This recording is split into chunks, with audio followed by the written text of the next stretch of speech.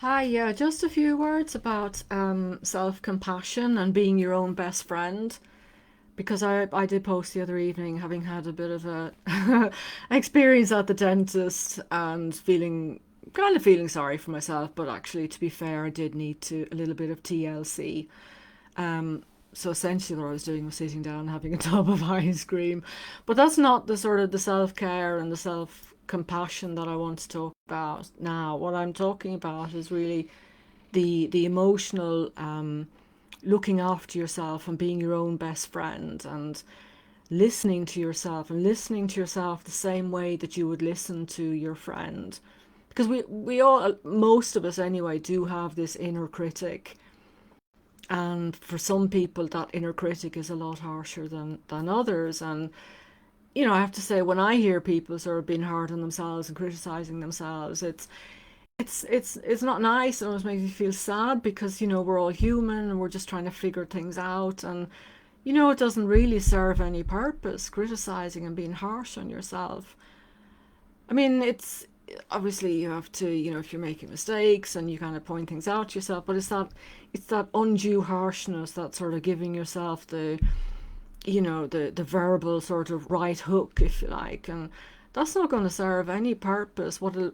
All it will do is it will just reinforce maybe feelings of sort of low self-esteem and negative feelings about yourself. So you've got to try to soften this. And this is something that I've personally learned to do myself as well. So I do understand this. It's about softening that harsh inner critic and understanding what's going on behind, and understanding why you're feeling in a certain way. And my dog has just come in the room. Hope she doesn't bark. But it's so important to be your own best friend and to listen to yourself and say that harsh inner critic. Whilst on the one hand, it sort of you might feel like it's serving to motivate you and to change and to, not make mistakes and not do it again. But that's rarely the case, because that can become a habit, being the critic, and you do something wrong or something you think you could have done better, and you just sort of automatically criticize yourself. And that is really a habit that is so important to knock on the head. And that's my main point, to get that across, is to not feed that sort of, it's kind of an inner monster, that inner critic. We all have it, but it's important to tone it down and to be aware of it, to acknowledge it, not feed it, but really, soften the language that you use with yourself. If you're talking to yourself, it's like you're talking to your friend. And that creates space and understanding for what's going on. And what it does also, most importantly, it allows you to grow. It creates space to allow you to understand what's going on. If maybe you need help to get out of a bit of a hole, or anxiety or depressive symptoms. Because if you're beating yourself up and being harshly critical, you won't understand, or that self-compassion won't be there. You're not allowing room for it to really see what's going on. Because part of self-compassion and compassion for anybody, other people as well, is an understanding, because that's what's behind it.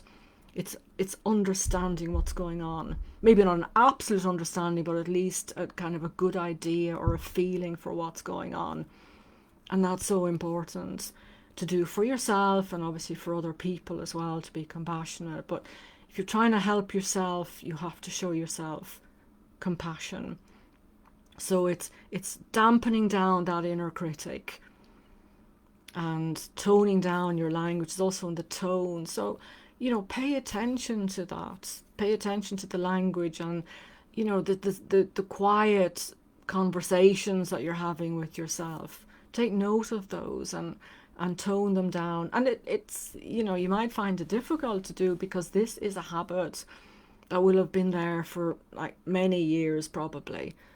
And it will feel uncomfortable, because it feels comfortable. Familiar things, the mind loves familiarity, and those sort of habits, because they're so ingrained and they feel comfortable, and they feel it feels like it's you. But you have to start to feel uncomfortable, a bit different, and soften it, and almost sort of zip it in your head, or even not say it, and tone down that language, to soften. That's my key, is to soften it and to show yourself compassion. And that is a key to developing and to improving and feeling better in your life. And if you want to talk to me, please feel free to get in touch with me, and I'll be very glad to have a conversation with you. So have a great evening. Bye for now.